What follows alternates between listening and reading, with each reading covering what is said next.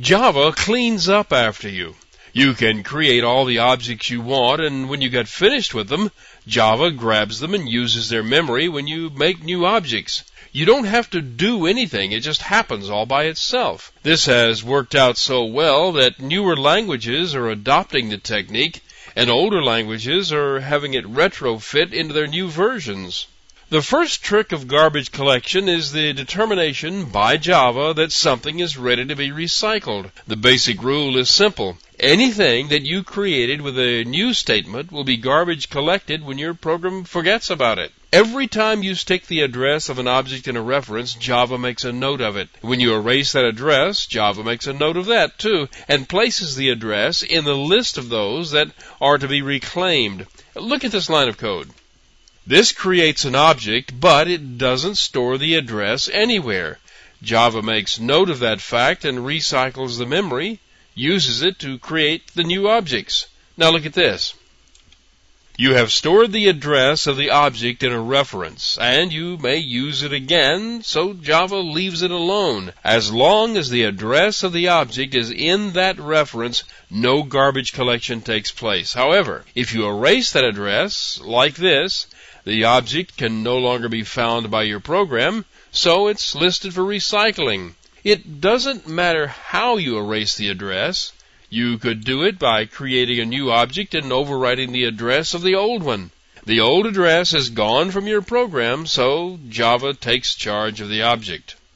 Another way to do it is have the reference disappear. That happens when you create an object inside a method.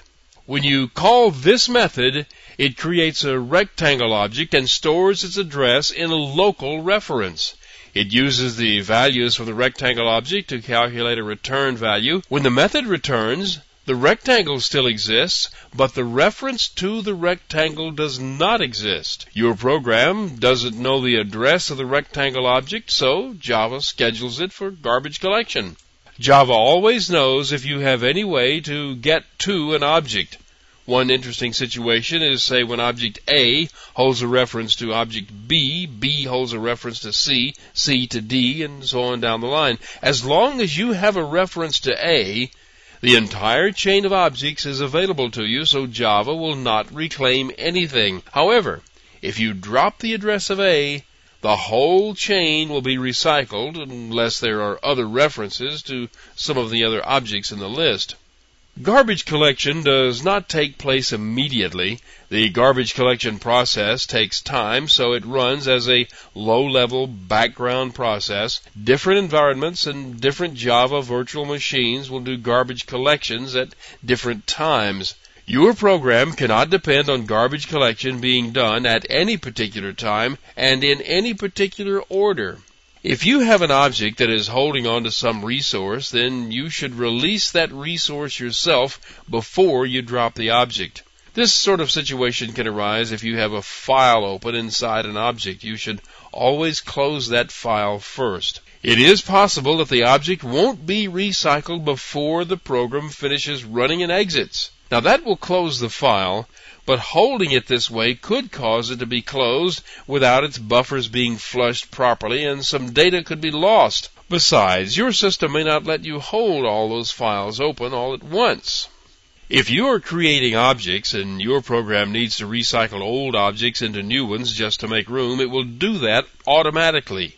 When you invoke the new keyword, Java will get the memory for you if it has to invoke the garbage collector to do it.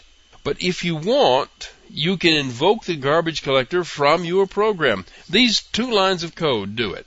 The runtime object that you retrieve this way is a representation of the runtime system for your program. It has the method gc, that is the garbage collector. When this method returns, the free memory has been reclaimed.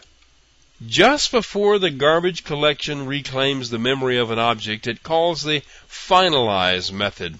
This is one of the methods defined in the object class, so every object has a finalize method. If there is something special that you need to do before an object is reclaimed, you can do it in this method.